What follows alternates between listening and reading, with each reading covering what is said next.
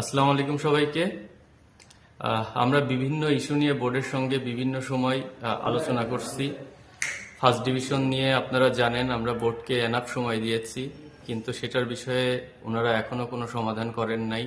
Last কিছুদিন ধরে আপনারা দেখছেন যে একজন বোর্ড ডিরেক্টর উনি যেভাবে প্লেয়ারদেরকে নিয়ে মন্তব্য করছেন, একজন দায়িত্বরত বোর্ড প্রেসিডেন্ট বোর্ড ডিরেক্টর কখনোই এইভাবে প্লেয়ারদের নিয়ে কথা বলতে পারেন না।